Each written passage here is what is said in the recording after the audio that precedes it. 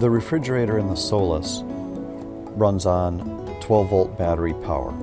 To use it, make sure your coach battery switch is on.